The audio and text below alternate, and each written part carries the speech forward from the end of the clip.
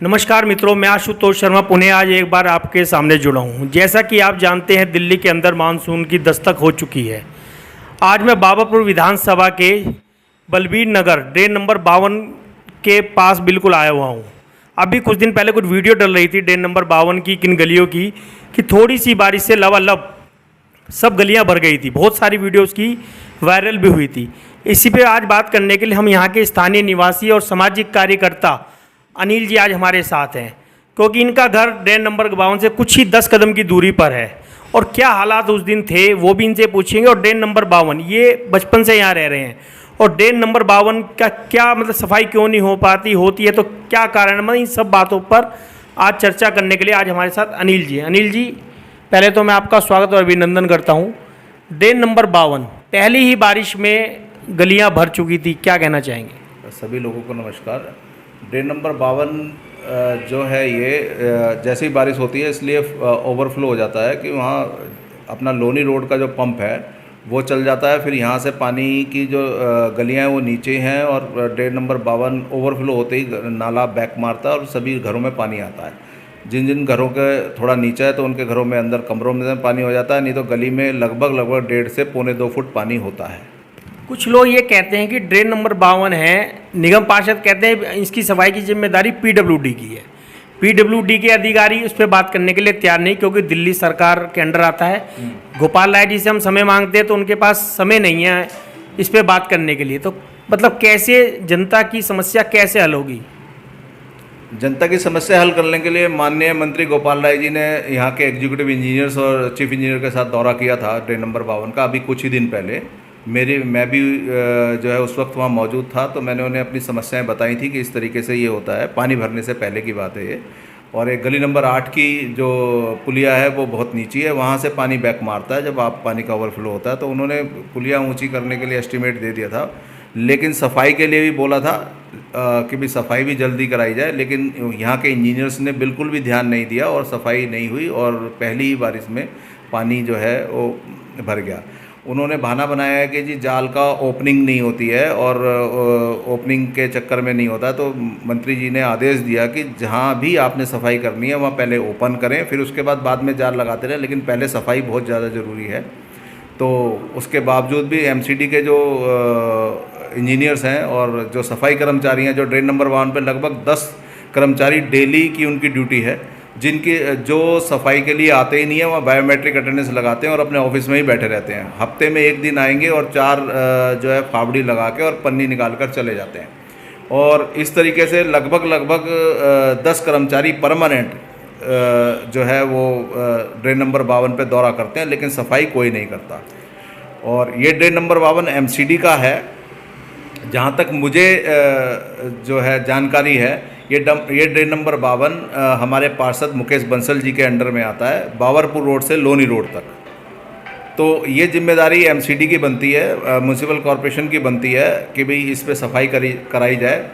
यहाँ की हमारे जो रिप्रेजेंटेटिव हैं, या एमएलए हुए, या हमारे मंत्री जी हुए, या हमारे पार्षद जी हुए, कोशिश पूरी करते हैं, लेकिन यहाँ जो इंजीनियर्स हैं बिल्कुल सुनते नहीं हैं। उन कानों पे जू नहीं रेंगती है, और वो अनसुनी बात कर देते हैं इन हमारे रिप्रेजेंटेटिव के लिए। तो इनके विरुद्ध कोई एक्शन होना चाहिए, और यहाँ की जनता बड़े रोष में है, और रोष जो है वो यहाँ के मंत्री पर और पार्षद पे ही निकलता है। एक्शन कौन लेगा अधिकारियों पर? बस चुने हुए लोगों ने वोट देकर भेजा है मंत्री जी को, पार्षद जी को, तो एक्शन लेने की जिम्मेवारी किसके ऊपर है? कौन लेगा एक्शन?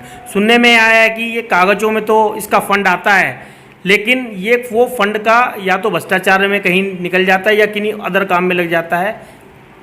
देखिए, जहाँ तक मेरी जानकारी है, मैं तो नहीं समझता कि जो आज की डेट में कोई भी कार्य कागजों में हो जाए, क्योंकि विजिलेंस भी अवेयर है और सारा चीज़ ऑनलाइन है, तो इसलिए कोई कागजों में कोई काम तो होता नहीं, काम ज़मीनी स्तर पर होता है। पर जो जैसे ड्रेन नंबर 52 मेरा मानना है कि ड्रेन नंबर 52 के लिए जो फंड आता है वो कहीं और यूज़ कर लेते हैं, सिर्फ ये बहाना बना के कि भाई यहाँ पर इस पर जाल है और जाल की बिना सफाई नहीं हो सकती, और इसीलिए जो है ये क्या कहते हैं, हम डिसिल्टिंग नहीं करा सकते।